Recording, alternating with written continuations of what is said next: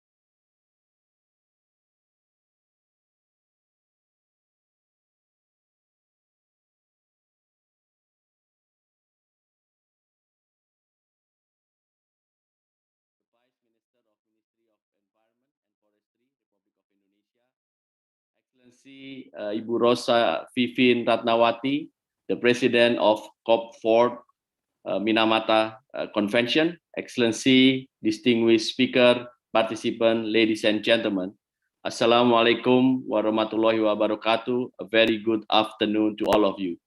On behalf of the Ministry of Foreign Affairs of the Republic of Indonesia, I wish to welcome all resource persons and participants to this webinar in combating mercury illegal trade, which is a collaboration between the Ministry of Foreign Affairs and the Ministry of Environment and Forestry in anticipation of the fourth conference of parties of the Minamata Convention.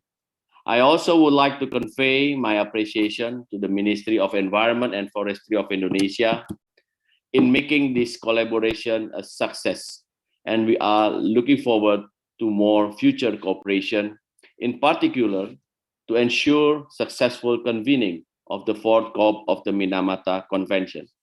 Excellencies, ladies and gentlemen, the selected topic is timely as it captures one of the most pressing global issues in mercury, namely its illegal trade. Statistics from UNEP show us that the trend is increasing. Over 50% of mercury used in artisanal and small gold mining is obtained illegally. The hike in gold prices has somewhat triggered more demands, especially in this pandemic time, which in turn lead to ESGM escalation. It generates 30 million US dollar annually across the world, centered in Sub-Saharan Africa, Southeast Asia, and South America.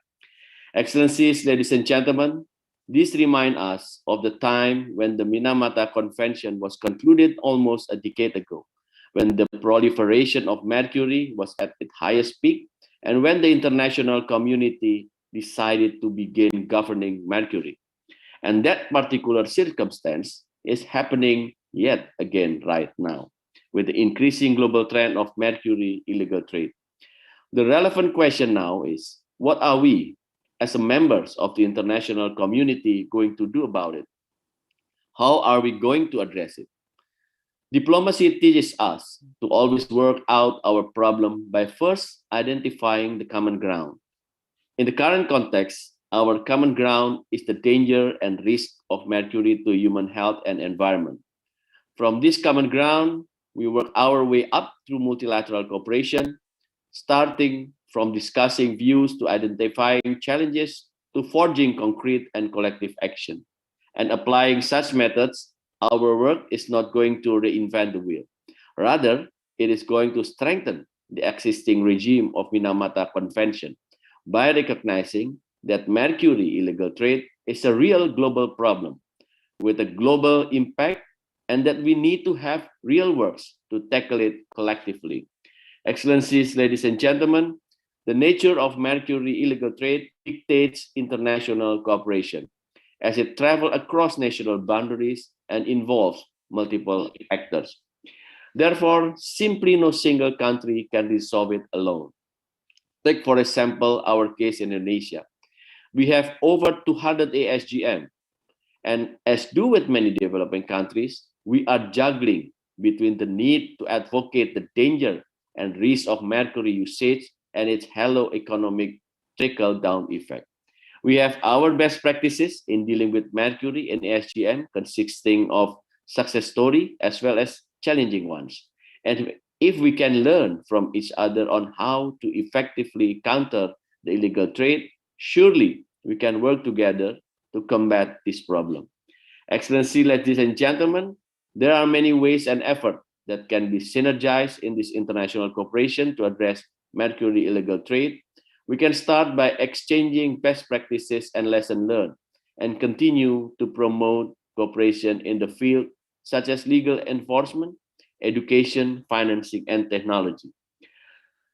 We can also encourage carrying out our joint research and project that can function as references, such as incentive to mercury alternatives that are safer and pose less danger and risk to human health and environment, or even incentive to ASGM alternatives that are more sustainable and promising.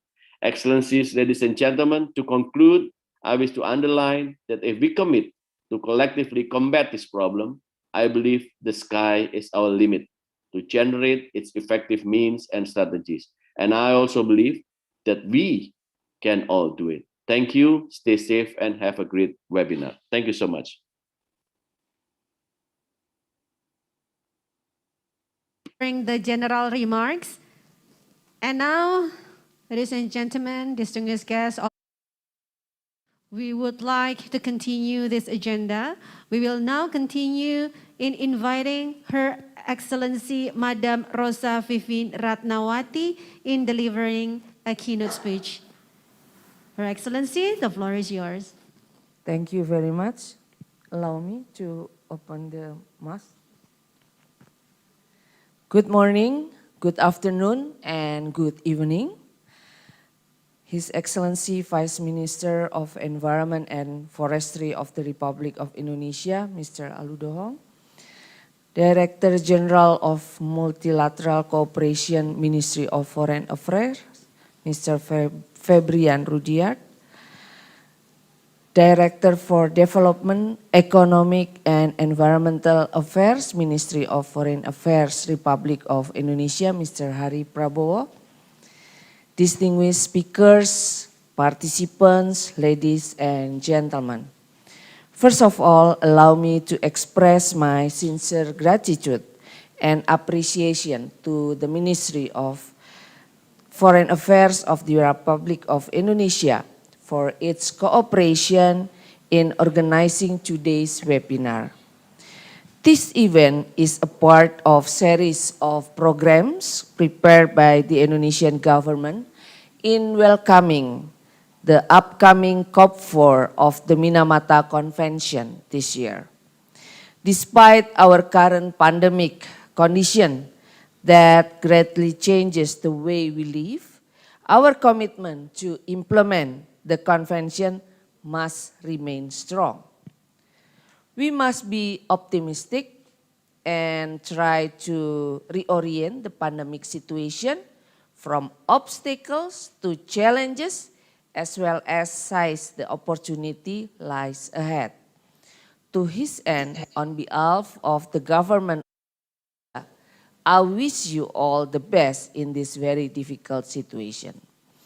And as the president of COP4, I welcome this webinar in the framework to share and discuss ways and recommendations to address the mercury illegal trade. Distinguished participants, ladies and gentlemen. In 2013, governments came together in Kumamoto, Japan, to sign the Minamata Convention on Mercury, which aims to protect human health and the environment from mercury pollution. And it has been almost 4 years since the convention entered into force on 16 August 2017. We are at a crossroad. We are now at a point to question, how far have we achieved in implementing our convention? What are the problems? And how can we work together to find common grounds to resolve it? These types of questions highlight the very commitment that we agreed upon almost a decade ago. Distinguished participants, ladies and gentlemen, one of the pressing problems of mercury nowadays is its illegal trade. The convention governs the trade, but not specifically one of the effects of that governance, which is the illegal trade. Briefly, the Minamata Convention regulates the trade of mercury under Article 3. This article describes the obligation for parties to control mercury supply, sources, and trade.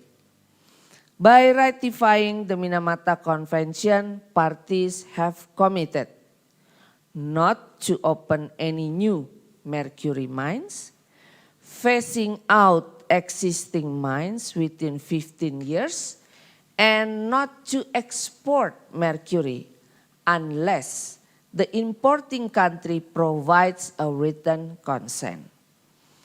Article 3 also specifies the trade producers between parties.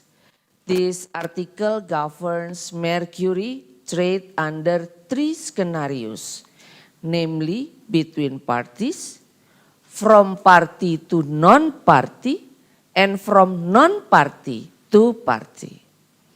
These scenarios mandate written consent and specific requirements in terms of environmentally sound interim storage, final disposal, and mercury sources.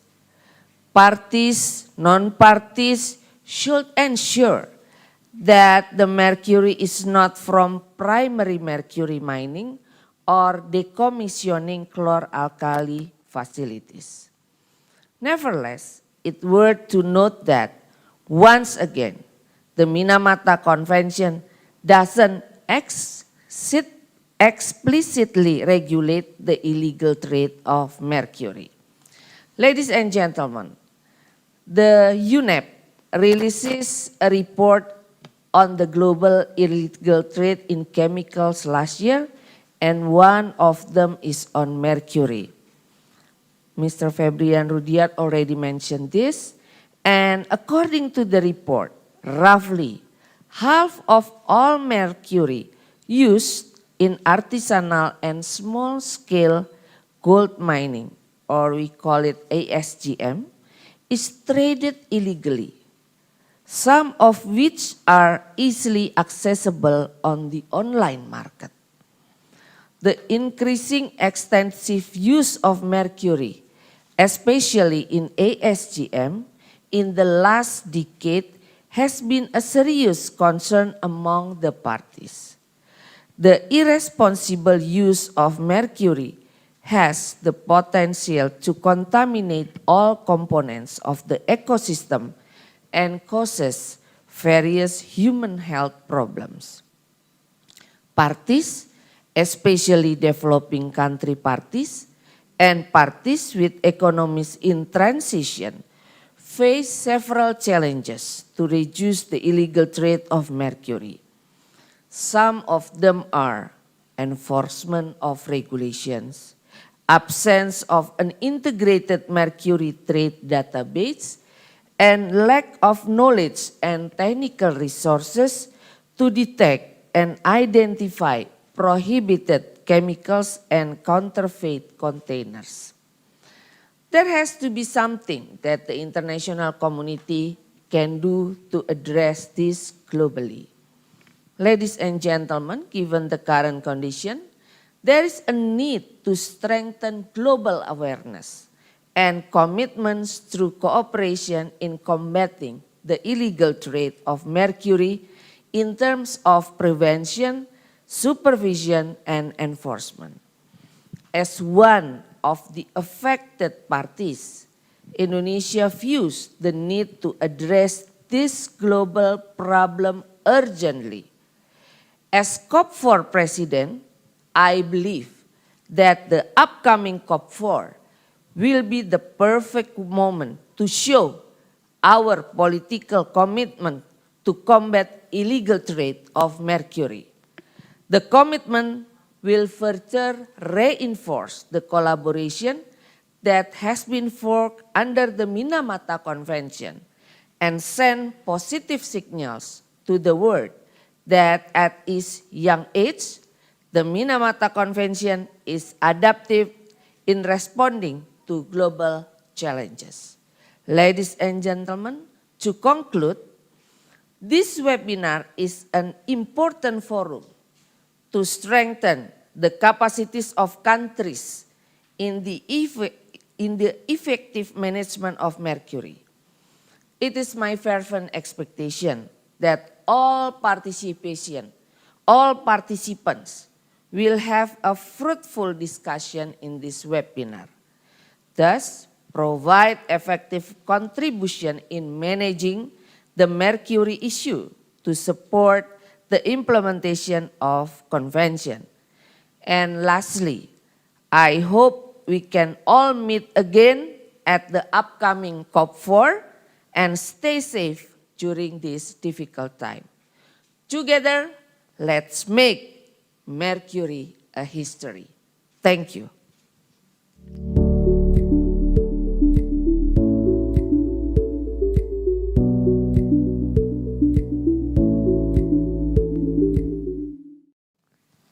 Thank you, Your Excellency, for the keynote speech. Madam Rosa Vivin Ratnawati, thank you very much for the optimistic keynote speech. And now, ladies and gentlemen, let me invite the next one, His Excellency Mr. Alwi Dohong, Vice Minister for Environment and Forestry of the Republic of Indonesia, to officially open the webinar. Your Excellency, the floor is yours. Thank you.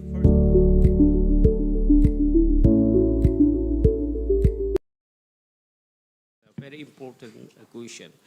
Assalamualaikum warahmatullahi wabarakatuh. Selamat siang, salam sejahtera untuk kita semuanya. Very good morning, very good afternoon to all participants, either here or in other hemispheres of the world. Ms.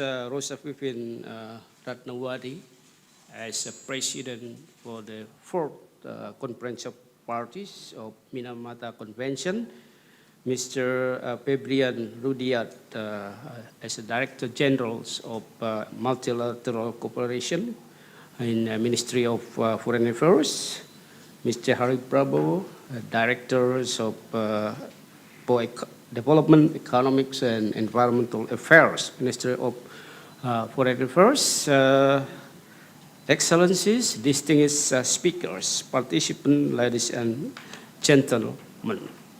First of all, please allow me to welcome all participants, speakers, and moderators in this international webinar entitled Combating Mercury Illegal Trade.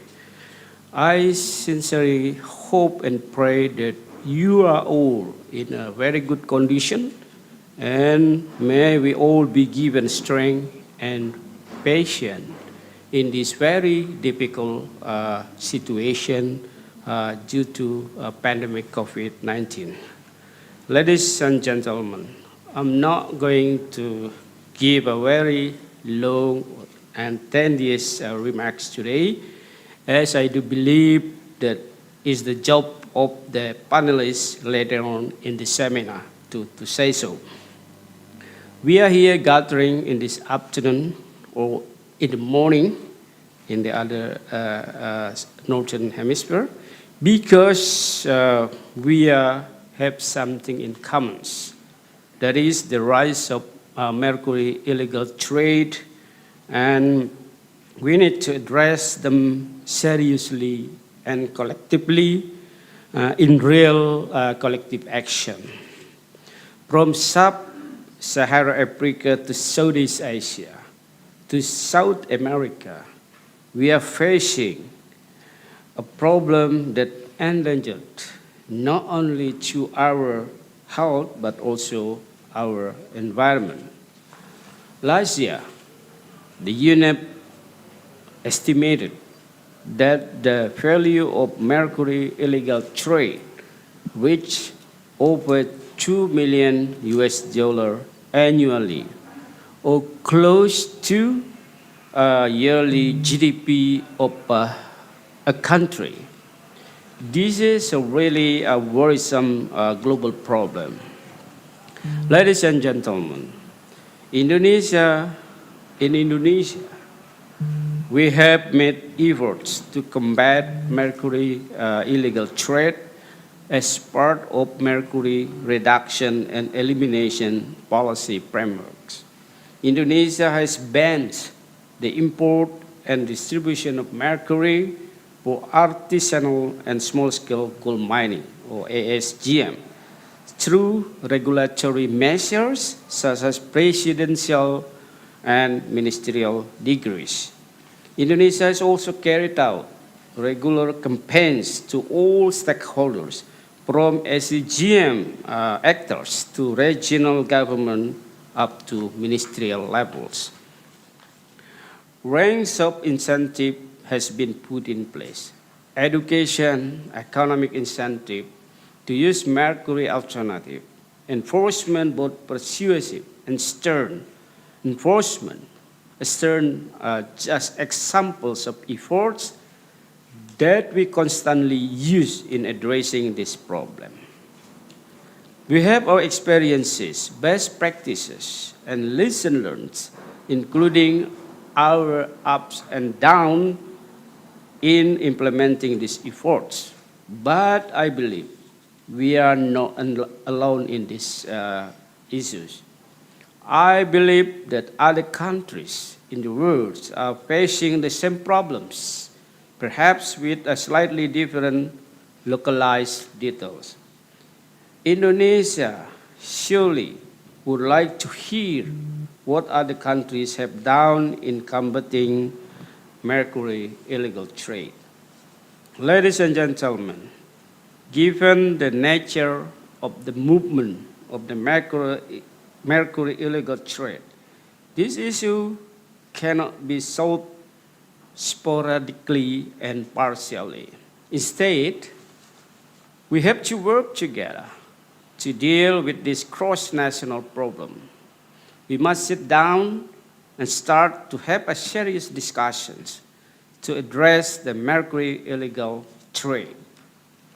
And today's activities, or today's seminar, is all about how to formulate strategy and real action to address this problem. At the moment, we have a list of panelists consistent of global experts from governments and international organizations.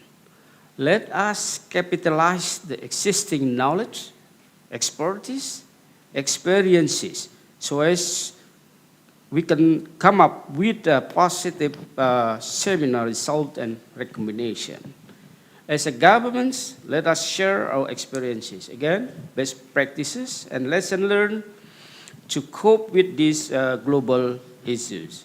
And hopefully, in the end, we can find some common grounds on how to move forward in addressing the mercury illegal trade globally. Ladies and gentlemen, to conclude, I would like to thank all speakers, participants, and moderators, and all parties who have supported this event, including not limited to the Minister of Foreign Affairs of the Republic of Indonesia. Finally, with the blessing from our God and all participants, I hereby declare this webinar is officially open. Thanks very much. Wassalamualaikum warahmatullahi wabarakatuh.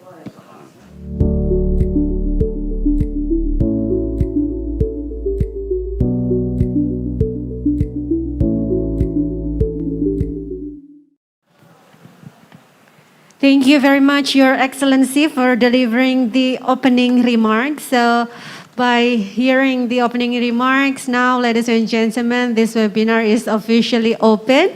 And now we will have a photo session for participants joining us by Zoom. Please kindly open your camera. Because of the photo session, I will start to count 1 until 3, and then we will have like 5 photo session, 5 captures of photo session, because we have 250, more than 250 participants. Okay? Just open your camera, please, ladies and gentlemen. Participants, yes, open your camera. Yes. We're waiting for all participants to open the camera and give their very big smile in this webinar.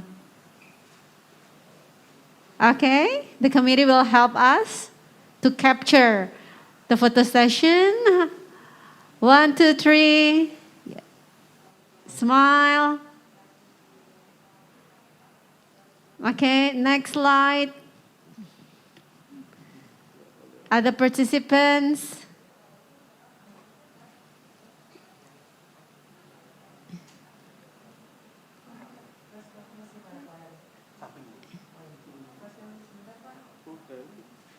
Okay.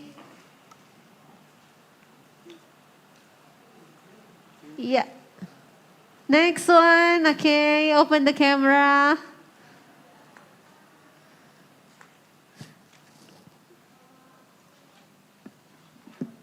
Okay, good. Thank you very much to all participants for the photo session. So now, ladies and gentlemen, we will go to the next one, that is joining discussion.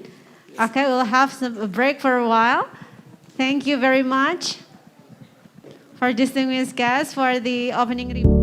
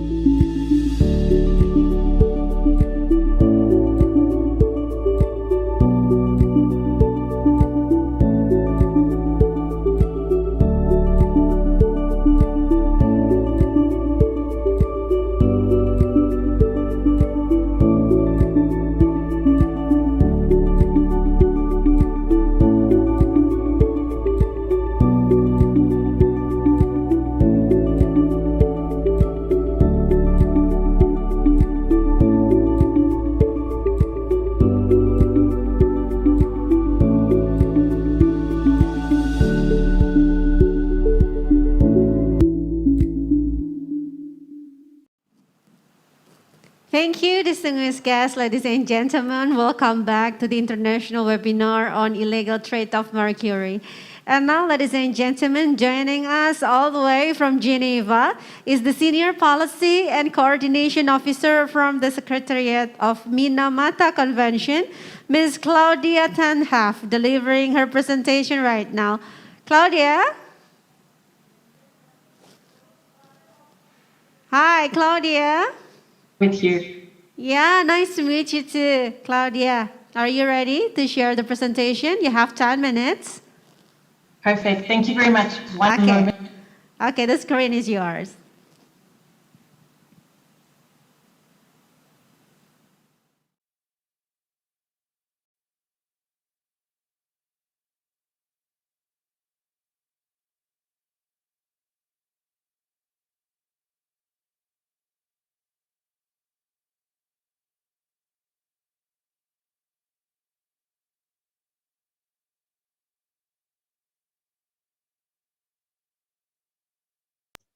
There we go. I hope you can see the screen well. Thank you very much for this opportunity to be with you today, and warmest greetings indeed from Geneva. And just to also convey the thanks and greetings of the Executive Secretary of the Minamata Convention, Monica Stankiewicz, who very much appreciates the initiative by Indonesia to bring attention to this important matter of trade, but also illegal trade that is happening with mercury. I will be presenting quite shortly, but I would like to present on the provisions of the convention to give an introductory kind of overview before the rest of the participants will go into the other details and specifically their experiences. In this regard, I would like to, in a way, start with what I call the take-home messages that I would like to leave with you, which is that firstly, trade does not occur in a vacuum, and therefore it is such a complex matter to come to grips with. And we are not surprised to see that parties all over the global family of Minamata are looking at this issue closely and are finding challenges and are needing to redouble their efforts in this way. And workshops like this and the sharing of experiences is particularly important in this regard. What I'd also like to leave with you is that one has to address all aspects of trade. It is not just an enforcement issue. It is in fact an issue we have to look at from the side of supply and demand, because it's such a complex ecosystem, if you will, in which it occurs.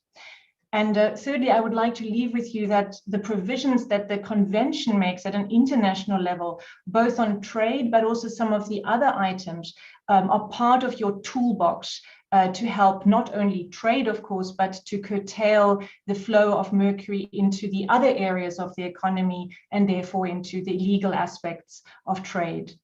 And I won't speak much about this at all because many more experts are online today, but I just want to point out that, of course, it is important, what I've projected on the one other side of the slide, that there are mercury alternatives or mercury low alternatives for usage in ASGM communities, and also that ASGM communities perhaps are also supported in terms of other livelihoods that are not related to such gold mining, as and where that is possible. And lastly, just to say that I see through the contributions to the seminar, just simply from the government of Indonesia, of course, that it is recognized by almost all parties, or let me say all parties, that trade and mercury is not only the responsibility or purview of one single ministry, because it is so complex and it requires such a comprehensive approach.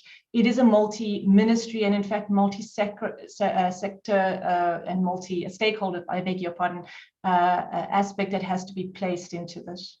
With that, how does the convention set about the international agenda on mercury? Now, I am in a forum of many friends of Minamata, and so this is very known to many, but just to highlight that, of course, the convention came about because of the serious harm that mercury can do to persons and to the environment. And secondly, also that we have many more uses, many more new ways of doing things that do not require mercury anymore. We no longer need to use it in the way that we've had it before, and there are alternatives or different technologies available. And this makes Minamata a feasible convention because it allows us to move away from those aspects that we've decided and that we've recognized through science are not good, to much better ways that are available and feasible in our economy. The overall aspect of this is, or the overall intent of this is, that it will reduce the demand of mercury, the use of mercury, and therefore everybody's exposure to mercury. Let me move on to this slide, which in a way is sort of the conceptual foundation behind everything in the convention, because on the left-hand side, you see where mercury comes from. Mercury is, in a way, a magical component of our amazing planet, in that it's an element that's indestructible and also very, very useful in many ways. It amalgamates to gold, it connects, it is a great conductivity, has great conductivity qualities. And so it is actually a very, very useful element in many, many different applications. But when it is vaporized, or when it is bioaccumulated through other processes, it becomes intensely toxic. And that is the problem we are trying to address. But because of its use, it is very much entrenched in many of our economies and in many, many processes. And here we see that it's used in many products, it's used in many industrial processes.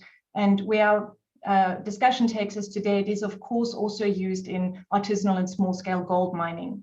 But the intent of the work that is done at the convention level and at the national level with many, many partners involved is to reduce this overall usage everywhere and to, in some ways, return mercury. So here I always make a small annotation to say that we are not trying to recycle mercury for more and more and better uses. We are in many ways trying to taper down the need for mercury, the use of mercury, to gain much more distance for people and the environment from its negative effects. So this translates itself step by step into each of the articles of the convention. Article 3, which we'll look at most, but also the other articles that start with that we do not take it out of the earth anymore, and that continue all the way through to the end of coming to a closure about where we have contaminations, but also dealing with it in terms of waste and disposal. So what are the specific provisions of trade? And these are the ones I'd like to speak to a moment, but I also want to make the point that it is not only the specific trade provisions that are helpful, including for any of the actions you hope to take and support at national levels on illegal trade. There are various other control items in the convention, and together they form a mosaic or a puzzle that is trying to be there to be useful for you at the national level to help taper down the use of mercury and therefore taper down also the needs for mercury. So in this slide, we have, on the one hand, all of the control measures mentioned in the Minamata Convention, and on the other side, the enabling and supporting ones. But today, I just want to speak about the control measures and point your eye to the light gray ones, which essentially start from where we get mercury. In other words, the primary mines that are active or are dormant around the world, and that where we get mercury the same way we get many other valuable resources. But every party to the convention commits itself not to open any new mines, and if there are mines in their territory, to close them within 15 years. So the intent of all of this is literally to keep mercury underground, to keep it there and keep the distance from the rest of the environment and humans. And then in the middle box, you see many of the control measures and the other measures that the convention provides for and that have been agreed at the international level to reduce the use and presence of mercury in the economy, in the industry, and so, of course, in our society. And here I will stop for a moment and speak to you about 2 or 3 of them, but just to point your eye also to the golden boxes, because overall the intent is, of course, to reduce the emissions of mercury to air, water, land, and in that way to ensure there is no bioaccumulation, there is no harm done to persons and the environment.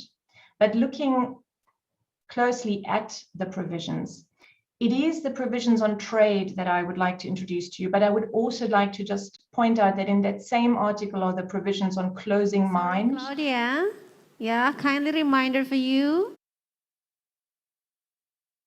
And thank yes. you. Okay. And the provisions on stocks and trade, that nations, that countries, that parties are very well aware of what mercury do they have at the national level. And here, because I'm taking more time than I intended, I just wanted to move to the point of showing that stocks and identifying what stocks are in a national context is extremely important to understand what could be available and what could even be misused for other reasons within a national context. And the guidance has been provided by the COP on this, and all parties report on the stocks and also supply sources of further mercury on every 2 years. So let me just point out here that stocks could be held by mercury traders, by mines, by industrial facilities, by government institutions, by production facilities of mercury added products. And let me also say that, of course, mercury being a natural element is often part of other forms of mining, and therefore mercury can also be produced as a byproduct. In other words, it's not necessarily coming from a primary mine, but from other mines. My point with this is to make it very clear that there are many places mercury can come from, and that all of those need to be looked at very carefully by any national government in terms of its own territory, because by becoming a party of the Minamata Convention, the party takes on the responsibility of that mercury in its territory, but also to look at mercury that comes from outside its territory if it does not have any containing in its own national borders. But as I've come out of time, I will leave the rest of the slides with the organizers to distribute to you as needed, to tell you exactly how we do the trade-related provisions, which is on a consent-based basis. And just to say that all parties are reporting on all of the efforts they have done. And I would like to stop here just to make the comment that Indonesia has been an excellent partner both in terms of the Secretariat and the preparations of the COP, of course, but more so in terms of the global community and the very, very complicated and therefore challenging task of implementing all of the convention provisions.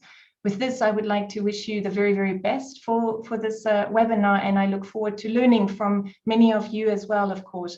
But just to say our very big congratulations to you to this webinar and to your very, very earnest intent and your commitment to this topic. Thank you very much.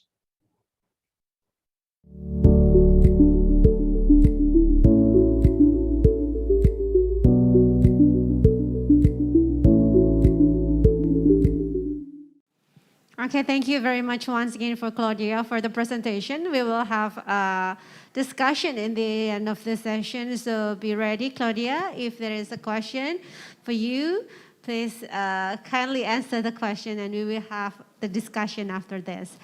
Okay, after hearing the presentation from Claudia, ladies and gentlemen, let us now continue the next presentation from Senior Scientific Officer from the National Environment Agency's Pollution Control Division of Singapore, Ms. Felicia Lim. The screen.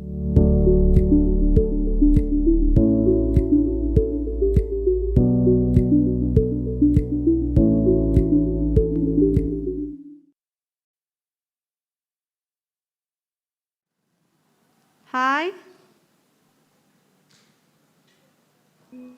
Hi. Yeah, okay. That's great. Yeah, nice to see you. Okay, Felicia, you have 10 minutes to deliver your presentation. Thank you. Screen is yours.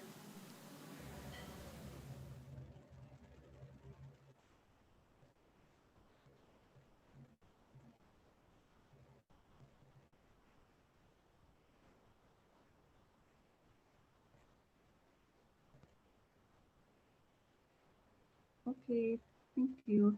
Good afternoon, everybody. I'm Felicia from the National Environment Agency of Singapore. Before I start, I would like to take this opportunity to thank the Indonesia Ministry of Foreign Affairs and the Ministry of Environment and Forestry for giving us the opportunity to present at this platform. Okay, so next slide, please. Okay, so before we go into the presentation proper, I think we'll just share briefly about the mercury trade obligations under the Minamata Convention, which I'm sure actually most of the participants will be aware of. So actually Singapore ratified the Minamata Convention on the 22nd of September 2017. And with regards to today's topic of illegal trade, actually the one that resonates closely will be the Article 3 of the Convention, which relates to the trade and source of mercury. So it stipulates that the obligations relating to the import and export of mercury with concentration of at least 95% by weight. And to share briefly, okay, the obligations under this Article 3 are actually as follows. So written consent is needed to be obtained from the importing party and non-party. Export is only allowed for allowable users under the convention or for purpose of environmentally sound interim storage. Certification by exporting non-country to verify that the mercury export is not from permanent mining and decommission of chlor-alkali facilities. And lastly, of course, there are also exemptions under this Article 3, which I suppose I will not read out for everybody here. Next slide, please. Okay, so now we go into the domestic control measures that we undertake in Singapore.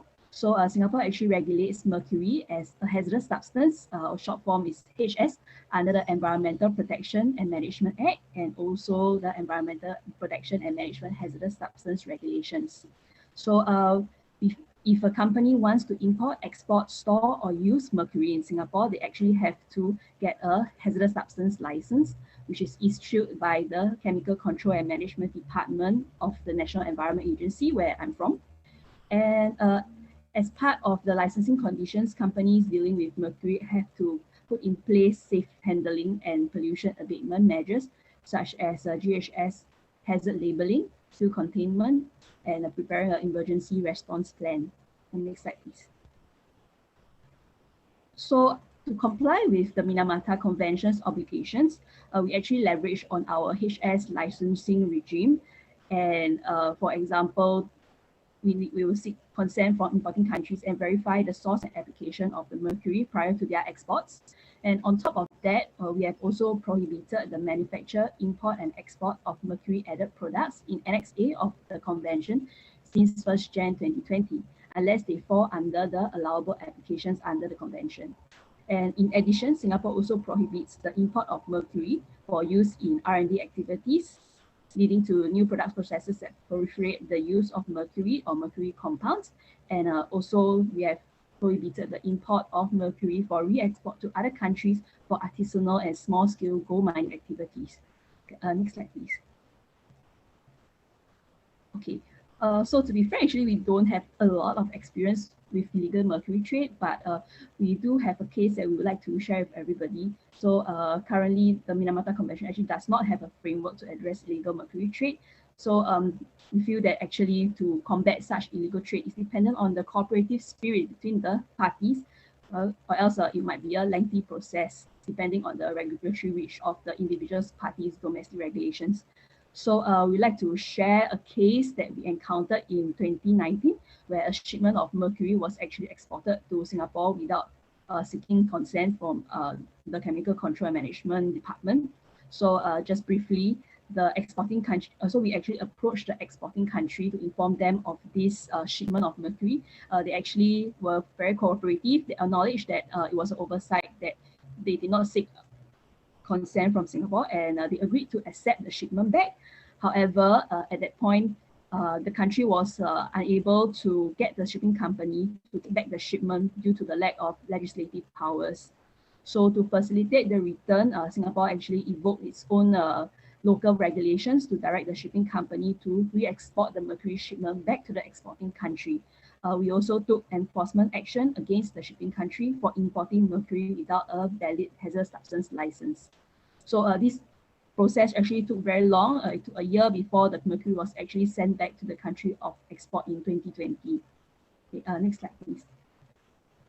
So to conclude our points on the illegal shipment of mercury trade, I feel that it's very important that countries cooperate, okay, and that when countries cooperate, we exchange information regarding the shipment so we can facilitate the return of the mercury. Okay, and of course, there needs to be adequate domestic regulations to enable the parties to take action and swiftly resolve any unauthorized mercury shipments. Yeah, and so this is actually my last slide, and I hope that a bit short, the presentation was of some help to you. Thank you. Thank you, Felicia, for delivering the presentation.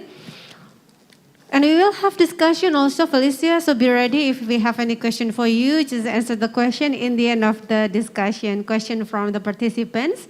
You can type if you have any question in chat box in Zoom application.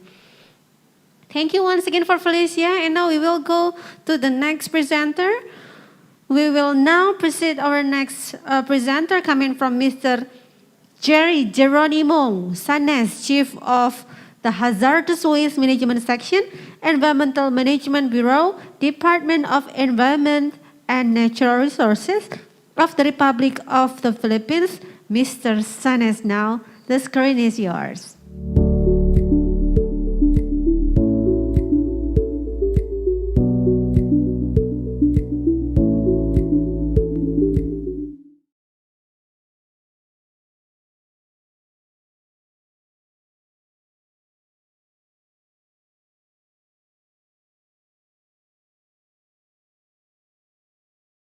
I'll be sharing with you how the Philippines combat mercury illegal trade. Then we have these enabling laws, rules, and regulations, and the multilateral environmental agreements that address mercury illegal trade. So we have these, we have not changed yet our old good Republic Act 6969, which is on the toxic substances and hazardous and nuclear waste control act of 1990, And it talks about the management of the chemicals and hazardous waste in all its life cycle, from generation, transportation, treatment, storage, and disposal. Now, this is the policy statement. It should regulate the importation, manufacture, and measures of in the Philippines, including the entry and even in transit, as well as the storage and disposal of hazardous wastes into the country for whatever purposes. 2 years after the issuance of our law, so there's distinction between chemicals and waste. So the major titles of these rules and regulation are titles 2 and 3. So Title 2 focus on chemicals regulation, while Title 3 on the regulation of all hazardous wastes. Now, we have recently, 3 years ago, shall I say, 2 years ago, we have amended our chemical control order for mercury and compounds that will regulate and restricts the importation, manufacture, and use and distribution of mercury compounds and mercury added product and their storage. Actually, we have, this is a revision of our 1997-38. So that is the 38 rules and regulation issued in 1997. So therefore, before Minamata Convention, we have already instituted our control measures on the use of mercury. So for this revision, we still have this allowable use of mercury and compounds in laboratory and research work. Some mercury added products and mercury used in the processes like for civil protection and military use, research laboratory, and where no feasible mercury alternatives for replacement is available for switched cathode fluorescent lamps and external fluorescent. Vaccines containing thiomersal as preservatives. Now, the schedule of the phase out of mercury added products is scheduled by next year. And most of these, in this revised chemical control order, we have adopted the Annex A of the Minamata Convention in relation to mercury added products. Now, with regard when this chemical becomes waste, so we have this Dow 2013-22 or the revised procedures and standards on the management of hazardous waste. And we have established the registration procedure for waste generators, transporters, and TSD facilities, or the treatment, storage, and disposal facilities. And we have also institutionalized our rules and regulation in relation to importation of recyclable materials containing hazardous substances and the export of hazardous wastes. Now we have classified, we have 13 classifications of hazardous waste in the Philippines, and mercury waste will fall under D. With waste with inorganic chemical with the specific waste number of D407, and we have set the TCLP level or the it is considered waste containing mercury if the leachable concentration will be greater than 0.1 milligrams per liter. Now, these are the key players in hazardous waste in the Philippines. So we have the generators, we have the transporters, and we have the treatment storage and the facilities. And we're the regulatory agency, the Environmental Management Bureau. And this is, we have established this tracking in tracking the movements of hazardous waste. And basically, in our office, in our bureau, we are paperless, and since the pandemic last year, and we can track the movement of all hazardous waste in the Philippines just accessing our online system. Now, in the tracking, so all companies are required to register within the company registration system, and then they are required through the client.emb.gov.ph/CRS. Then the step 2 is to access the hwms.emb.gov.ph, and this is our hazardous waste online system. So they need to register within our system. And then clients or part of our tracking and is the reports that we have consolidated, and that can be found in our website, which is www.emb.gov.ph, and then you just access environmental statistics, and all information on the movements of hazardous waste, and including mercury, will be found. Then, of course, we are a party to the Basel Convention, and likewise with the Minamata Convention when we ratified the convention of June last year, and the instrument of ratification was submitted in July.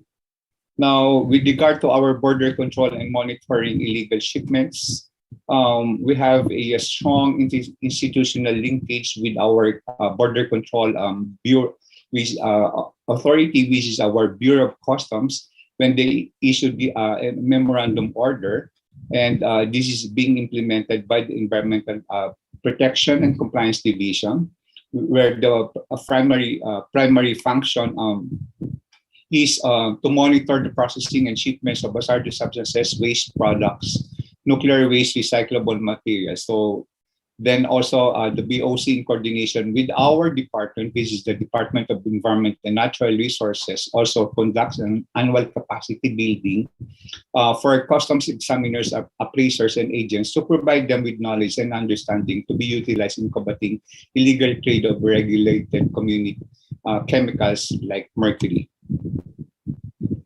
Okay, and then our current issues and challenges in tracking or combating illegal trade of mercury is when this mercury comes into, well, if it is added into the product and misdeclared in its importation. So we have a strong link also with our civil society organization, particularly the Eco Waste Coalition, where they are the one that help us a lot in the monitoring of these products containing mercury.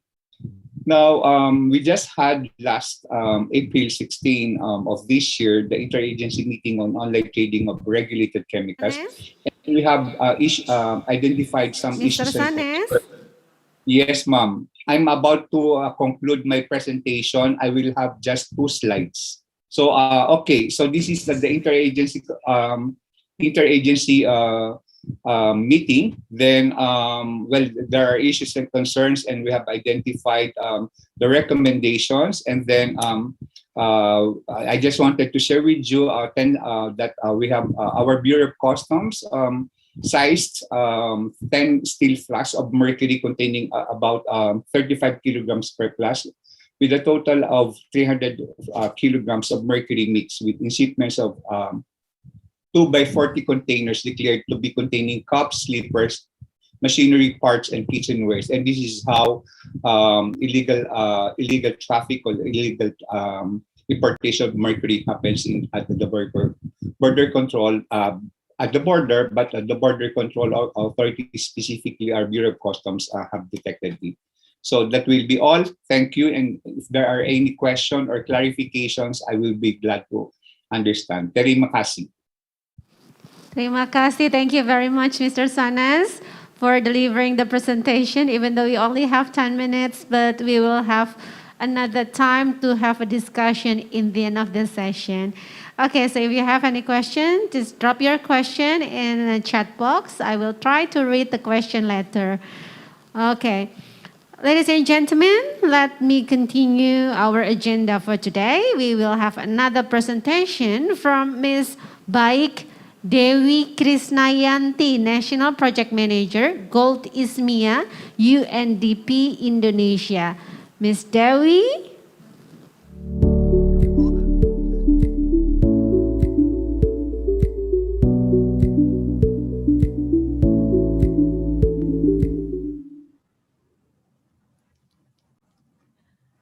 Hello, good afternoon, everybody.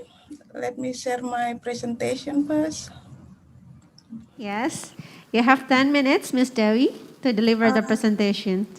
Okay, the presentation is shared by the committee or me? Okay, then. Thank you. Okay, thank you and good afternoon, everybody. Today I would like to share a lesson learned on the impact of combating illegal trade at Gold Ismia project site. Next, please. Responding to Indonesia's commitment on political effort to combat mercury illegal trade, Gold Ismia project is also supporting the effort because one of the goal is mere objectives is to avoid 15 tons of mercury through the introduction of best environmental practices, best available technology, and socially and environmentally sound artisanal and small-scale gold mining practices. The objective definitely cannot be achieved if the mercury illegal trade is not combated. The project is initiated together by UNDP and the government Indonesia, which is the Ministry of Environment and Forestry, and also National Agency for Technology Assessment and Application, which is BPPT. It has been sponsored by Global Environmental Facility from 2018 to 2023. Its implementing partner, which is KLAK dan BPT, is involved as one of the responsible party to assure non-mercury technology is being applied by the ISGM community. Next slide, please. Our project is working on 4 core programmatic strategy. The first one is formalization. We are supporting efforts to integrate the ISGM sector into the formal economy, society, and regulatory system. For the technical solution, we are introducing and facilitating access to mercury-free technology and best practices in ISGM. For access to formal market, we are facilitating mining access to formal gold supply chains in partnership with gold buyer and industrial user. Access to finance, we are piloting a range of models for access to investment and finance for small-scale miner and their communities. This is including gender mainstreaming toward all the program and also raising awareness the dangers of mercury. Project is not doing directly activity into combating mercury trade, but instead the link of our activity to combat illegal trade is through component 1, which is stated in our project document that national system have the capacity to access, plan, and implement sustainable and mercury-free intervention in the ISGM sector. We are also enabling environment created through improved national policy, regulatory framework for ISGM, and mercury phase out in the ISGM sector. Next slide, please. The government of Indonesia has undertaken significant steps toward the elimination of mercury in ISGM.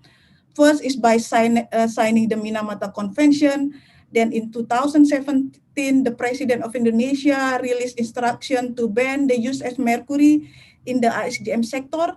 This is including by cutting the production and distribution line of mercury, prosecuting illegal mercury export, and coordinating the closure of the mercury-producing Srinabar mine. And also, the government Indonesia has ratified the Minamata Convention through the issuance of Law Number 11. And the last but not least, the President of Republic Indonesia had signed the Presidential Decree Number 21 regarding the National Action Plan on Mercury Reduction and Elimination. In those regulations, it's clear that combating mercury illegal trade must be implemented, where elimination and reduction of mercury use in ISGM has become a national priority target. Next slide, please. Learning from our 6 project sites across Indonesia, the impact of the regulation on banning mercury use in ISGM sector is promising impact. Previously, there are 3 reasons why miners using mercury. First, because it's easy to use. Second one is cheap to buy. The third one is available to find. However, recent year, the factor of availability is not an option anymore. The status of mercury now in market is like drug that lead the miners dealing with the law enforcement. This is an indication that due to very limited access to mercury supply, the miner have not much option any longer, that they must shift to a mercury-free technique to sustain their livelihood as a gold miners.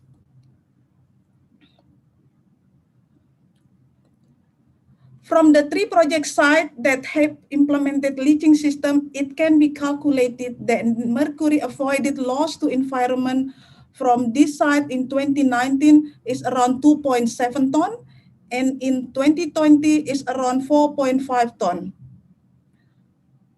what we can conclude from this result that the largest portion of total mercury avoided loss to environment is expected from the existing mercury-free processing plant owned by the miner. This is to show that miner have two roles in mercury reduction efforts. The first one is miner as the main actor causing mercury pollution or emission, and the miner as the frontier or hero in environmental protection through their shifting the technology to mercury-free technology.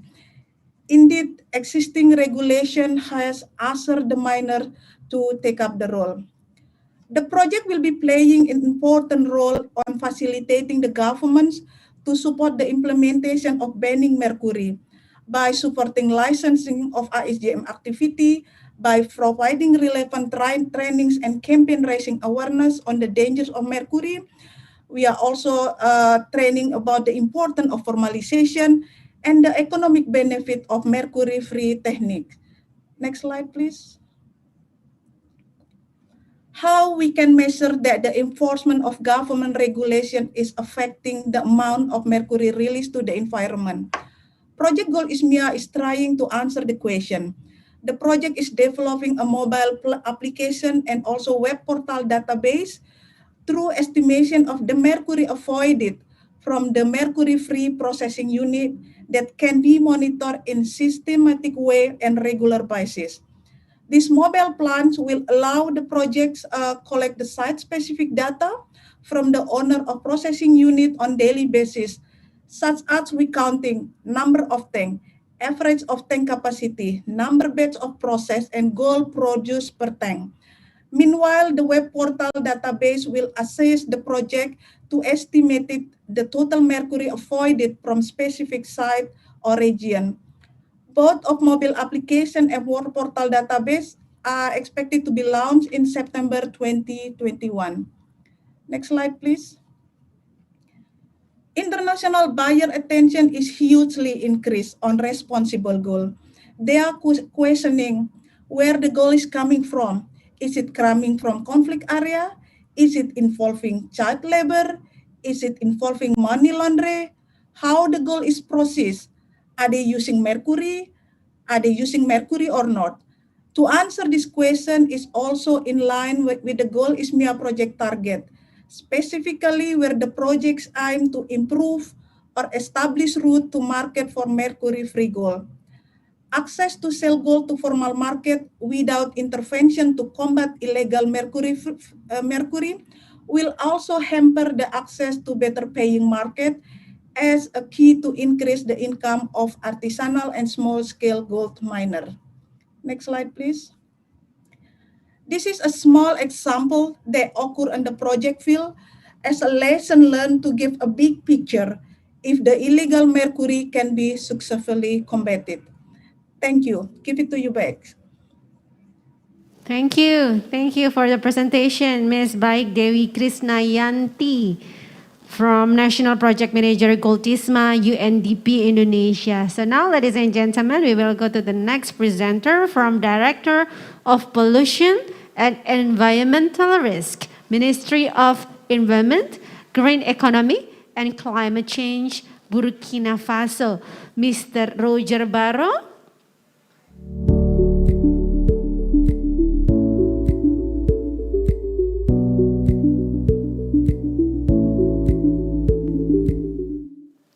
Hello?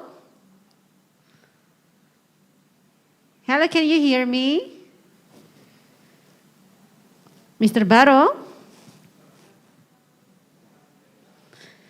Mr. Barro, can you hear me? Yes.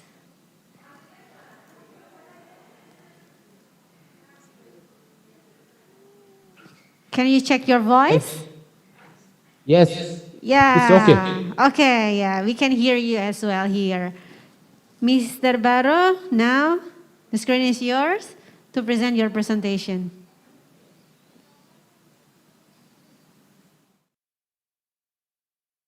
Thank you. Ladies and gentlemen, it's a real pleasure for me to present, to be a panelist on this international webinar. slide, please. I will present Burkina Faso experience, best practices, and lessons learned in combating mercury illegal trade. Slides. My content will be done on this with this plan: introduction, mercury flow, lesson learned, good practice, difficulties and challenges, recommendation. Next. I want to say in Africa, the mercury use and trade pattern in sub-Saharan African have so far been difficult to assess by traditional statistic-based methods. Artisanal and small-scale mining represent about 80% of the total mercury demand in the region. A reevaluated estimate of total mercury demand for ICGM in the region is 200 than 400 metric tons per year. The total number of miners involved in ICGM in sub-Saharan Africa is estimated to 57 million. Next. In Burkina Faso, ICGM has existed since 15th century with a boom in 28. In our country, in 3rd region, 12 regions are concerned by ICGM. And ICGM sector is growing in Burkina Faso because we are more than 400 active seats. And mercury gold ratio is 1.57. If you want to get 1 gram of gold, you may use 1.50 gram of mercury. And per year, we use 78 tons of mercury per year, according to our National Action Plan 2020. And we have around more than 100 employed in mercury in ICGM sector. Next. Next. This increase of ICGM is widespread in South Africa and also in Burkina Faso. The causes are well known. Instantaneous case for money, draft episode during drought season, deterioration of social, political, and economic condition, soaring price of ounce of gold, because we have an increase of ounce of gold since 2007 and now. ICGM grow in Africa and with a significant use of mercury. Where does this mercury come from? How is distributed? What are the lessons learned for its control? Next. Mercury flow in African region, we can say that for Africa, we have 3 major hubs for mercury trade in our region. We have Togo, we have Kenya, we have South Africa, and also Sudan. Next. On this map, you can see the mercury flow in Africa. So mercury come to Africa, Togo. It comes from Turkey, China, Singapore, Indonesia, and Mexico. So any mercury directly from Africa, they come from another country. Next. And here we have the ton mercury used by here. We can see Burkina Faso is in the top 4 countries use mercury. First, we are Sudan, Ghana, Tanzania, and Burkina Faso. That is a mercury use. Next. In our country, Burkina Faso, some study says that Burkina Faso is largely responsible for illegal mercury trade in West Africa, because mercury arrived illegally in Burkina Faso mainly by land from the port of Lomé in Togo and from Ghana. Ounce is enter Burkina, it spreads within the country to the various ICGM seats and between seats and other countries, Cote d'Ivoire, Niger, Senegal, Guinea, and Mali. This illegal trade of mercury is linked to the trade of gold from ICGM, which is not controlled by official buying and selling point. Next. On this map, you can see the mercury domestic market flow. So mercury enter in Burkina Faso from Togo and Ghana, and is distributed inside the country and outside the country to Niger, Mali, and Guinea. And we can see also mercury enter in our country from Cote d'Ivoire, Niger, and Ghana. This is a secondary flow, but the principal is go to the country from Burkina Faso. Next.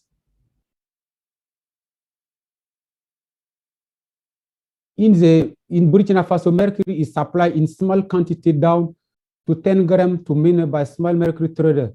The trader typically buy one or few flags, by sometimes only few flags. In many cases, the mercury is supplied by the financier or site owner to the man working on the site. Large and large-scale gold producers are reported to supply or sell mercury to arsenal mining in exchange for gold. In all ICGM set, mercury is sold in shops selling mining equipment by imported trader of mining equipment. Next. Here we have the contribution of mercury emission on discharge. We can see that ICGM sector is the most contributor, 48%. Next. Here we are also, the graphic we show the importation of mercury in our country. But we can say that since 2018, no official import mercury into Burkina Faso. We don't enregister any import of mercury in Burkina Faso. In the same time, we are using a lot of mercury. Total official import is the country in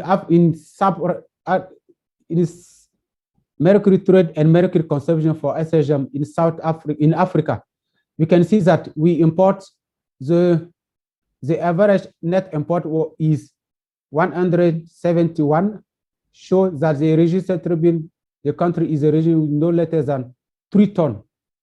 If you compare, we don't have more than 3 tons import in the country in Africa officially.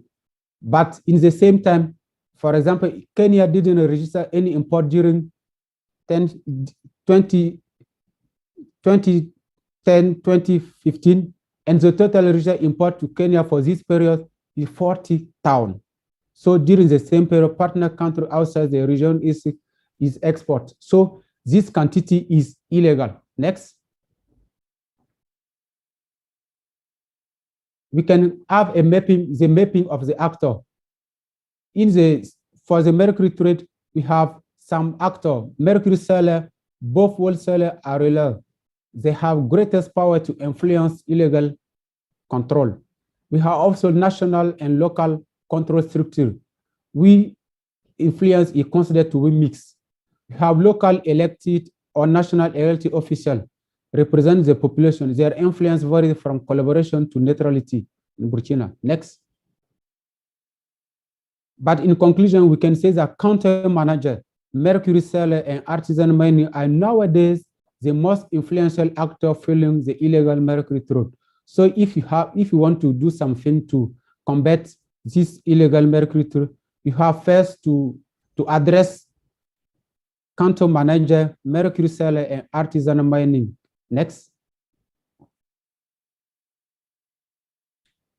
In our country, we have a general direction for environment preservation, who is control. We check all importing of chemical substance, and this direction is ensures the coordination and monitoring of Minamata Convention, Rotterdam, Stockholm, and Basel. We have compliance for import. Yes. We have 2 more minutes. Okay, next, next. In our country, our mining code ban mercury use in ICGM. It's banned since 2015. So, next. In our service, we are organized the importation of chemical substance, and we don't enregister any official import of mercury since June 2018. No mercury import officially. Next. We have some difficulty and challenge to control the illegal flow of mercury in Burkina Faso. Lack of knowledge, no application of tax, lack of storage, porous border. Next. Next. Therefore, additional L4 I mean to are need. You must human resource for reinforcement for anti-fraud brigade, capacity building for police and custom officer on mercury detection equipment, logistics for law enforcement, inspection mission on state level. Next, to finish. We have some recommendation. First, harmonize the border control mechanism for mercury with a close cooperation between current countries. Have technical means and mechanisms to identify the way taken by smugglers. Reorganize ICGM with mining cooperative for centralized Chinese processing. We have one example in our country with animals. Promote using of mercury-free method, example of Project Planet Goal. Elaborate and implement national action plan to resume mercury use in ICGM. Our country have adopted this national action plan, and we normally in 2019, we don't have use mercury in ICGM in Burkina Faso. Implement the mercury ban provision in ICGM, raise awareness and train actors on the risk associated with the use of mercury. Next. We have, thank you for your kind attention. Thank you, thank you. Thank you, Mr. Barrow, for delivering the presentation. The next one, we will have a discussion session. So if you have any questions to participants, you might drop your questions in chat box. And then if you have any discussion, if you have any question to all speakers, you may be able to type your question there. Okay? So Thank you. now, thank you, Mr. Barrow, for delivering the presentation. And now we are going to the next presenter, ladies and gentlemen. The next presenter, I would like to invite Mr. Arturo Gavilan. Mr.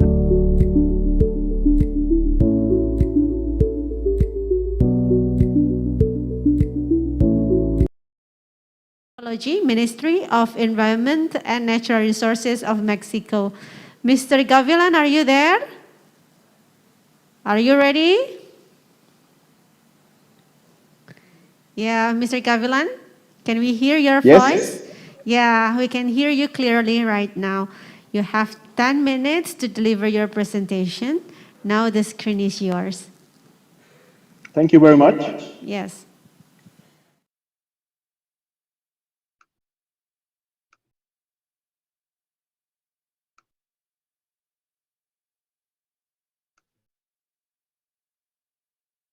Do you see my presentation? Sorry. Already. Yes. Can you see my slides? Yes. Okay. Well, thank you again, Madam Moderator. I just want to thank the government of the Republic of Indonesia for the invitation, and particularly to the Ministry of Foreign Affairs and the Ministry of Environment and Forestry. I'm going to show a very quick presentation about the situation of Mexico and the points of view we have about solving the illegal trade problem of mercury. First of all, I want to mention that Mexico is located in the North American region, and since the starting of our country as a Spanish colony and then as independent nation, we were always related to mining activities in the country, particularly for silver production, and mercury was used in our country since the original communities for several religious and processing activities, and after that for the processing of silver. So many of the cities in the country grew up as part of mining activity. So the problem of eliminating the use of mercury, it's also very related to the activities of the people. So we have to consider that there is not only a question of regulating elimination, it's also an issue of people and their way of living. In this slide, I can show you some of the main activities Mexico has done for the issue of mercury. We have several inventories previously to the starting of the Minamata Convention. We had several mines in the country that were used, some of them, as I mentioned before, since the original community's times, before the 1500s. And those mines are open and closed depending on the different conditions on market, costs, and different situations during the time. So, as mentioned before by other speakers, this is a matter of demand. So we will see this issue of demand along my presentation. After the starting of the Minamata Convention, Mexico started to see a growing in the production of mercury, particularly primary mercury, from one specific site of the country. I'm going to go deeper a little bit later on that. And for us, it's very important to have quality data in order to identify the main actions that we need to do in order to tackle this problem. In this slide, we can see the Mexican flow balance of mercury, particularly for emissions and releases. We prepared this as part of the Minamata initial assessment that was prepared with support from the Secretariat and the UNEP. After the signing of the Minamata Convention, we had a very deep work within the country, and we worked with all the principal actors. We have more than 30 sources of mercury in the country, and our total balance is estimated as more than 1,200 tons per year of mercury from the different sources. Particularly, we are talking about primary production of mercury that is used in the country and also is exported to other countries for gold mining activities, particularly in the South American region. As we can move in this presentation, we identified that we have more than 800 tons of mercury produced by primary mines. Most of them are located in the state of Querétaro, Mexico, particularly in 4 municipalities. And most of the actions we are developing are focusing in this area. Here we can see a map where we locate the different mining the mercury deposits we have in the country.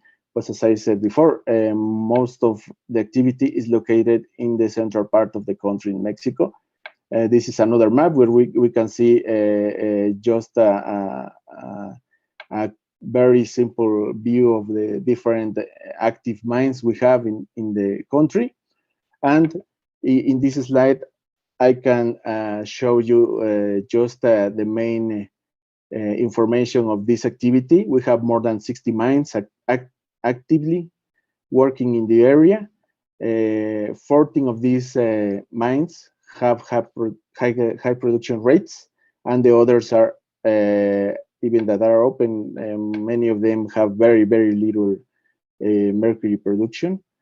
We have accounted for more than 100 miners in the area, which means more than 100 families also that have no other ways of support.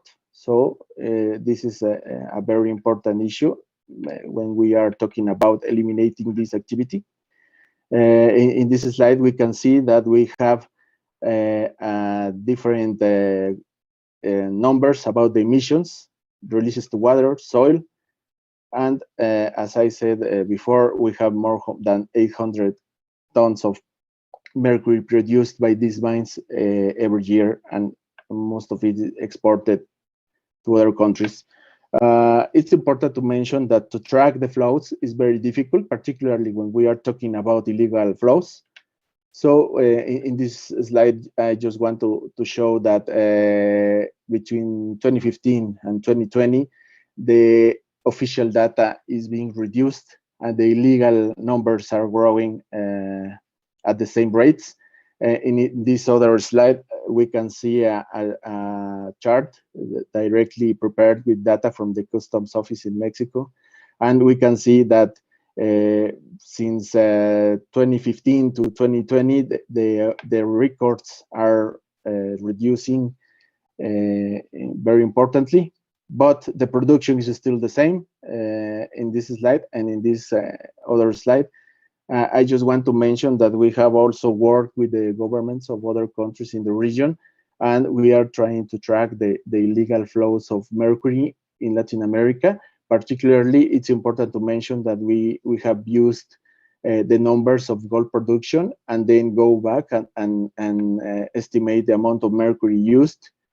And as we can see, we are talking about the same orders of magnitude, almost 800 tons of mercury that are used for production of gold in different countries in the Latin American region. And how to tackle this problem? We have to solve the demand of mercury, eliminate the social problems, create national capacities and enforcement. And for that, the government of Mexico, working with the UN, with UNEP, we are working in 4 projects. One related to the artisanal small-scale gold mining production in the country. The second one is related to assessing the livelihood alternatives for communities in mercury primary mining areas. The third project is related to chloralkali production plants, about changing of technologies. And the last project is related to work with other countries in the GRULAC region for tackling regional trade and illegal flows of mercury. Just in my last slides, I'm gonna mention a little bit about the last project I mentioned. We are working with Bolivia, Colombia, Ecuador, Honduras, and Peru with a project that will be focusing in accelerate the compliance of the convention by understanding the flow of mercury and the trades in the region and promoting cooperation among authorities for a better control of the flows, particularly of the illegal trading. This project has 4 components. The main components are related to the assessment of the trade in the countries, with all the difference and all the different modalities and changes that take place in each country, particularly when we have an enforcement activity in one country, the flows moves to another country, and then it starts to find new ways to move. But at the end of the day, we finish with the same quantity of mercury in the countries. The second component is related to development of legal and institutional schemes for control of mercury trade at national and regional level. And the third component is about regional cooperation on trade, and it also considers the development of informatic systems and communication ways to have a quick communication among authorities, particularly in customs offices. And I want to thank all of you for this time, and I will be able for questions a little bit later. Thank you very much. Yeah, thank you very much, Mr. Gavilan, for delivering the presentation. Thank you. Thank you to all speakers for the presentations. Now we will go to the joint discussion. We have some questions in the chat box. But before we go into the chat box, I have a question for Claudia as a representative of Minamata Secretariat. Claudia? Yeah, can you hear me, Claudia? Are you still there? Yes, of course. Yeah, It's been okay. marvelous. Yes. Okay. Claudia, my question, with the current phenomena in the increasing number of mercury illegal trade, what is your recommendation to handle this issue that we can implement to many countries, not just Indonesia? This is maybe the key question, and I think there are more than one answer to this. I think I heard very many of the aspects I would mention here. The one is cooperation. The one is to be able to share experiences. And sometimes when we share experiences, it's not only to see what's the same, but also to see what's different. In other words, to compare and contrast. Today we heard about some countries that have deposits of mercury themselves that need to deal with the tricky situation of having deposits themselves and also having ASGM. And then other countries might not have their own deposits of mercury, but are getting it through other channels. So there are two levels of complexity that need to be looked at. And then I really want to also just point to the presentation made by Dewi, because she made many of the, I think, opportunities possible, or she articulated many of the opportunities very well. Firstly, the gold consumers want to buy clean gold. They do not want to know that their gold is dirty or stands on human rights or any of those. And I think it's a very, very important part of the supply chain power that we need to bring back into many, many aspects of it. And I also want to underline that, of course, when we speak about miners, it's their livelihoods, it's their daily job, it's their way of being. So it is, of course, in some settings regarded, or some countries have banned certain items or made it illegal. And that is the choice of that constituency, but it's not the only way, or sometimes it cannot be the only way to go forward. So I think it's very important to also just recognize the livelihood element of miners. Maybe I leave it there, but just to conclude that it is important that one has an idea about the amount of mercury in one's space and where that comes from, because those are the elements that one has to track in many ways. May I leave that there, because I think there are many others that can add even more insights to this important question. Thank you. And your response to Ms. Dewi's presentation. Thank you. And actually, I have another question coming from participants. I will try to address the question from participants in a chat box. The question is coming from Hari Susanto from Jakarta Regional Government, Indonesia. The question will be given to all speakers. The question number one is, what are the instruments for monitoring and controlling of mercury pollution in national or regional? So that is question number one. What are the instruments for monitoring and controlling of mercury pollution? And the second question, how is the future scenario for controlling the use of mercury? For example, in electronic products or in mining plant. And actually there is three questions, but I wonder if all participants will be, I wonder if all speakers will answer the questions after my question right now, or I will read all the questions. Maybe I will ask from Singapore. From Singapore first.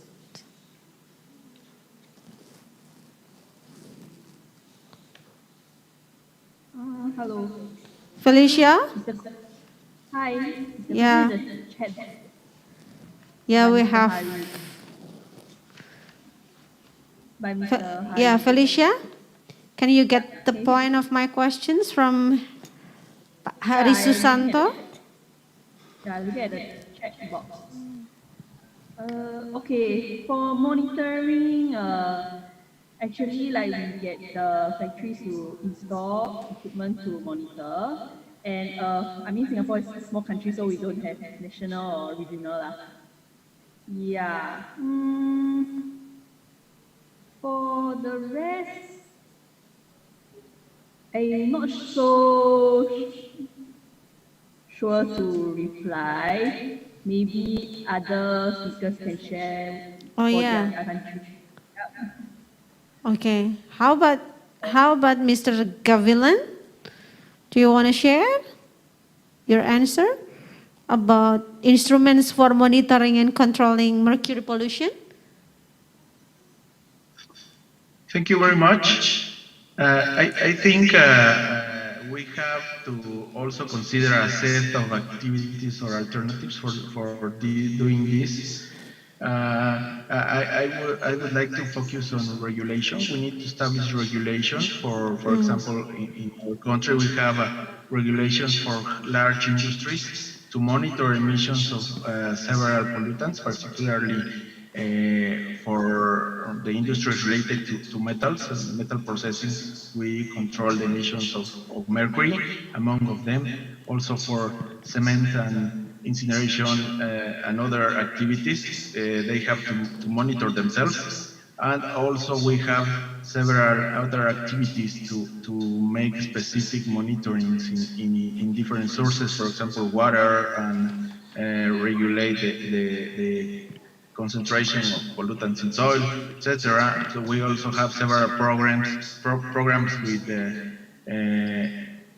educations and research institutions for monitoring of communities where they go and they take samples of blood and other human samples in order to quantify the amount of mercury, particularly in those communities where they have activities related to mercury processing. So I think the best way of doing that is setting a number of options that would be being monitored along the time in order to track the efficiency of regulation and the development of the releases. Thank you. Okay. Okay, thank you. Thank you for the answer, Mr. Gavilan. The answer that we can learn from Mexico. And how about from Philippines? We have Mr. Sanes here. Mr. Sanes? Yes. Yeah. How about from Philippines? Well, in the implementation of the convention, aside from the law that I have shared, we have also monitoring capacity in relation to the implementation of our Clean Water Act and Clean Air Act. So we have that capacity, like for Clean Water Act. So our regional offices in the Philippines, we have 16 regions. And part of the monitoring is the measurement or measuring the level of because mercury is one of the priority metals in that will have an effluent standard. So we have standard. Therefore, we can monitor the level of mercury in the industrial effluents.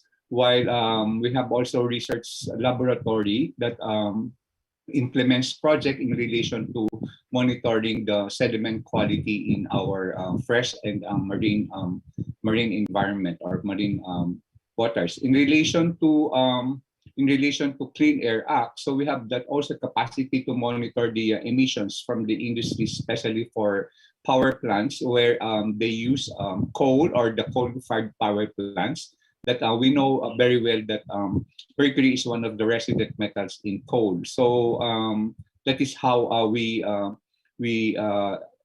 measure or control the emission of mercury. And of course, our RA 6969 or the chemical control order for mercury and mercury compounds that we monitor the entry and exit of mercury in the Philippines. So it's really I agree with our colleagues from Mexico that you need to start with your policies and rules and regulations and implementing some complementing activities in enforcing different environmental laws. Thank you. Thank you, Mr. Sanes, for answering the questions. And I think question number 2 will be good if we give this question to Claudia. How is the future scenario for controlling the use of mercury? For example, in electronics products or mining plant. What do you think, Claudia? Thank you very much, and also for the question, the opportunity to let you know a bit more detail here. Let me speak about products, and there are different types of products where mercury is added. Under the convention in Article 4, all parties have committed themselves to a phase-out date for those products. In other words, parties have committed themselves by, it's in fact 2020, no longer to manufacture those products, no longer to export those products, no longer to import those products. These products are all kinds of things. They are thermometers, they are relay switches, they are many, many things that are used daily. I just want to make the point here that these products are now not illegal. It is not illegal to still use your mercury thermometer. It is just that parties have committed themselves to look for alternatives and to manufacture those from now onwards. So there's no prohibition on the use of those products, but in keeping with the idea behind the convention to reduce the need for mercury in our economy, the intent is that over time these kinds of products will have alternatives. So that's products. Then there are many processes that use mercury. As I said before, mercury is just such a unique and enable element. And these processes, chloralkali processes that make chlorine, for example, and a number of others, they all also have phase-out dates. So in other words, countries are either using newer technologies to make chlorine and are gradually closing their chloralkali plants.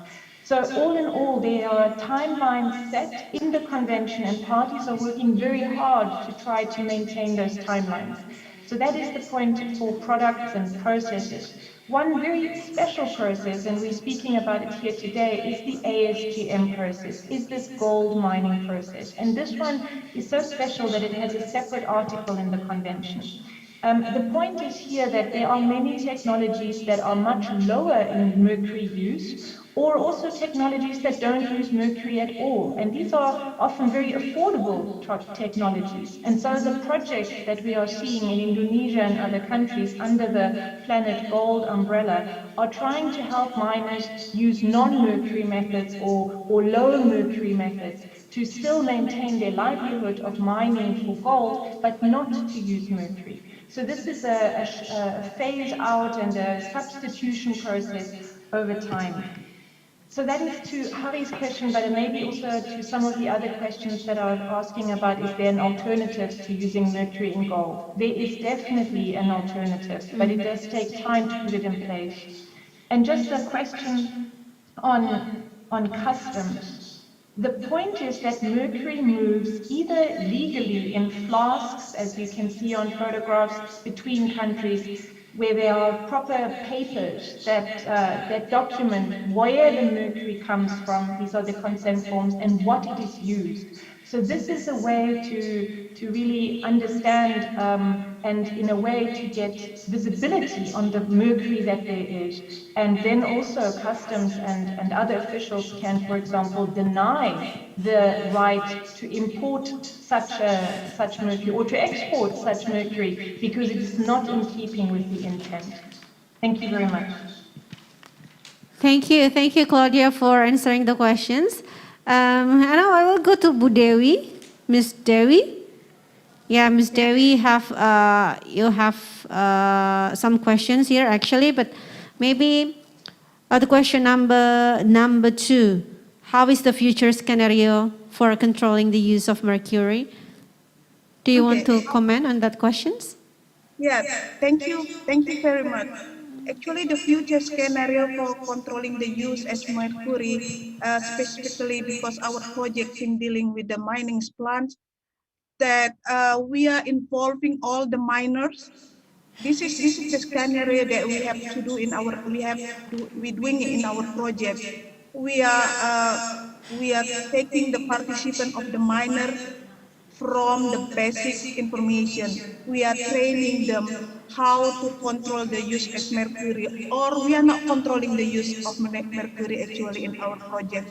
Instead, we are offering the miner for not using the mercury anymore. We are introducing to shifting the technology from mercury to non-mercury. So how to also, when we offering another technology to the miners, we are also inform and train miner how to reduce the pollution from another chemical they use for processing the gold. This is for the example, because if you see that in the mining in Indonesia, mostly they use a leaching system. A leaching system, this is we train them how to control the waste management, how to reduce the toxicity of the tailing before they can discharge the tailing to the ecosystem. This is part of our training also to the miner to make them understand. The scenario is to make them understand why the impact of the mercury, what is the solution, how they deal with the tailing system in the mining processing plants. That's all from me. Thank you, Ibu Dewi. Okay, so now I will go to Mr. Baro. Mr. Baro? So maybe this is a question number one for you. What are the instruments for monitoring and controlling of mercury pollution in your country? I think that in my country, we have some control mercury pollution because we have an annual monitoring of environmental quality on ICGM 6. And we analyze air quality and water quality. This is done every year. So we are trying to control this. And also during this control, we train miners to how avoid mercury use and how to avoid also to destroy environment. For mercury electronic control, we have developed now a project with UNEP on mercury to ban medical devices contain mercury. And we will, if we will implement it, we can control the medical device with mercury. And this control will be for the all products in the future. For the custom, we say that custom is linked in the control of illegal mercury in our country because we have a mobile brigade in the border, and this brigade makes it possible to cite illegal mercury. We have the last size is on May. We have size 2 bottles of mercury. We enter illegal in the country. So we have some mechanisms to control, but we must improve it for the process. Thank you. Thank you for answering the questions, Mr. Baro. And now I still will address the question from Pak Hari Susanto, the last one. Maybe Claudia will answer this question. What are the ongoing and future collaboration schemes to monitor mercury pollution and impacts? Thank you very much for this question. May I maybe suggest that that question actually goes to our colleague Ken from UNEP, because I think they have done a lot of work in terms of the work there. But if he is not able to unmute himself, then I shall take it, if you don't mind. It's just my colleague has been doing a lot of good work in that regard. Yeah. Kenneth? Kenneth? So, Mr. Kenneth is supposed to be here, but since we cannot... Yes, I'm here. Oh, yeah, Kenneth, you're there. Okay. Kenneth, regarding the questions from participants, Kenneth, yeah, we're now yes, it would be my pleasure to for one thing, to address the question of monitoring. I'm happy to do that. I think that this topic and helping us understand the progress that we're making. And we do have in the Global Mercury Partnership, a partnership area on the fate and transport of mercury. And this partnership area contains scientists, but also representatives of government and civil society who are working on things like modeling atmospheric circulation of mercury, measuring air concentrations of mercury. So this partnership group is a good way to build collaboration on mercury monitoring, and it's something that we're trying to get more detailed information on, particularly on in the area of artisanal and small-scale gold mining. This is one sector where it's very hard to monitor on a lot of levels because of the informal nature. It's hard to monitor activities on the ground, but also it's hard to monitor those impacts of mercury released in ASGM to the environment. So UNEP is actually working with the Secretariat of the Minamata Convention on a few initiatives to get some better guidance on monitoring in situ, in things like sediment and fish tissue in ASGM areas, and also using remote sensing, using satellites to better understand the extent of ASGM and what kind of mercury pollution might be resulting from that and being transmitted into the broader environment. So that's my answer on mercury monitoring, but I do stress that this is a key issue if we really want to be able to assess the progress that we all want to make here. Thank you. Okay, thank you. Thank you, Kenneth, for your answer about the mercury monitoring pollutions. And Kenneth actually is one of our speakers as well. Mr. Kenneth Davis, Head of Knowledge and Risk Unit at UNEP Chemicals and Health Branch. So, distinguished guests, ladies and gentlemen, we are now at the end of our discussion right now. I really hope that this discussion will enrich your knowledge and broaden your horizon, and also can serve as references for forming the best decisions regarding mercury illegal trade. Distinguished guests, ladies and gentlemen, allow me right now to invite Mr. Hari Prabowo, Director for Development, Economic and Environmental Affairs of the Ministry of Foreign Affairs of the Republic of Indonesia. Mr. Hari, the floor is yours.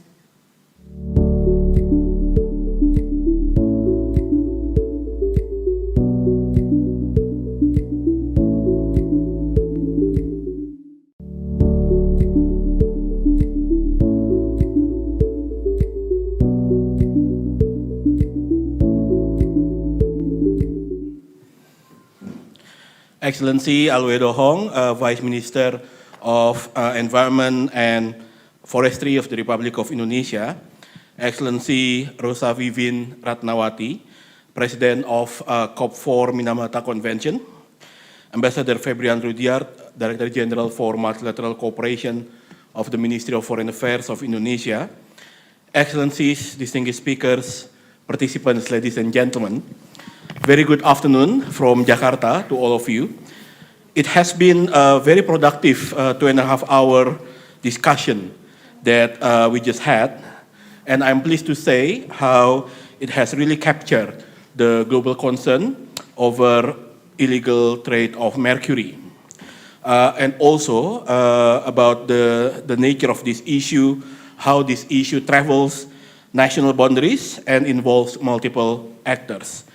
I believe there should be cooperation among countries to address it. This is an issue that requires coordinated international policy response.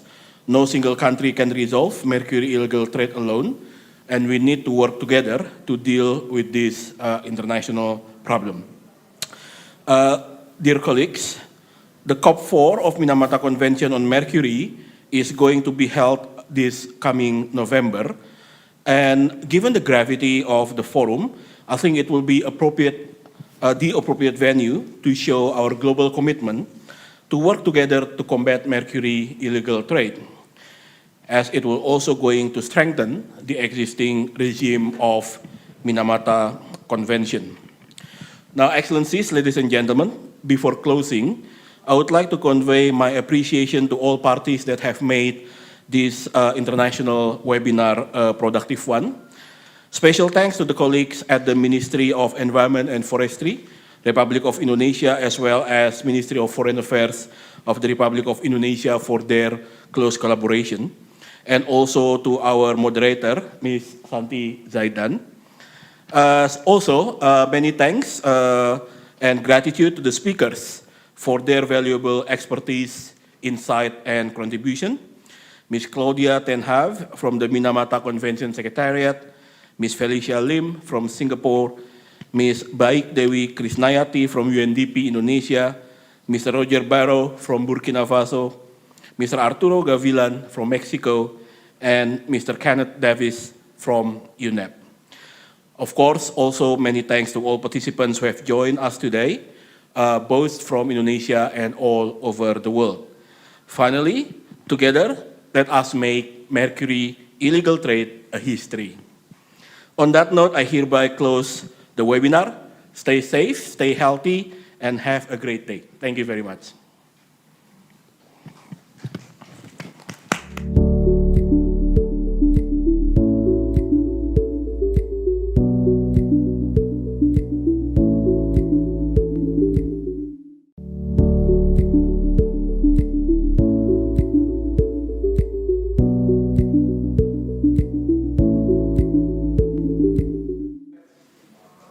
Thank you very much, Mr. Hari, for delivering the closing remarks in this webinar.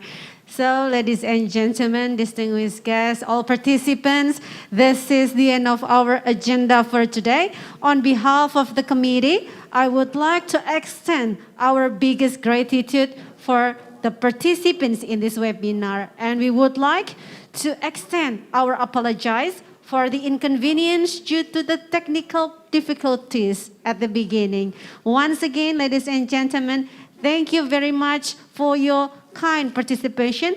And as Mr. Hari mentioned earlier, together let us make Mercury illegal trade a history. Thank you very much once again. I'm Santi Zaidan. God bless you all.